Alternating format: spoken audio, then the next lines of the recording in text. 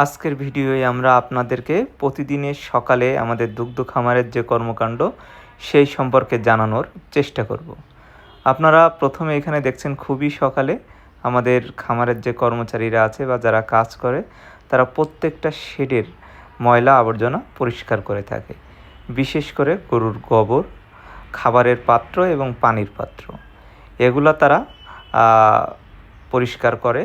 এর ভিতরে কোনো ময়লা থাকলে সেটা ঝাড়ু দিয়ে এবং গোবরগুলো তুলে গোবর ফেলার নির্দিষ্ট স্থানে এগুলা ফেলে দিয়ে আসে। এভাবেই সকালে শুরু হয় আমাদের খামারের কর্মকাণ্ড। তারপরে যেটা করা হয়, পরিষ্কার করার পরে শুরু হয় ধোয়ার কাজ। প্রত্যেকটা ফ্লোর ধুয়ে ফেলা হয়, গরুর শরীরে ময়লা থাকলে সেগুলো ধুয়ে ফেলা হয়। বিশেষ করে যে সকল গাভী দুধ দেয় তার ওলানটা ভালোভাবে পরিষ্কার করা হয়। এর কারণ যাতে গরু যে কোনো ধরনের জীবাণু দ্বারা সংক্রমণ না হতে পারে সেই লক্ষ্যে এটা করা হয়।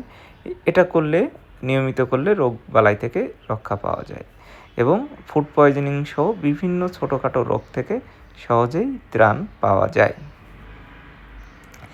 এই ধোয়ানোর পরে গরুগুলো অপেক্ষা করতে থাকে এবং আমাদের খামারের লোকজনও প্রস্তুত হতে থাকে দুধ দহন করার জন্য।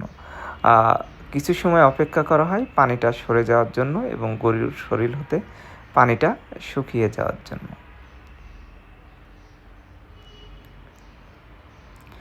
এরপরে আমাদের খামারের যারা দুধ দহন করে তারা দুধ দহন শুরু করে।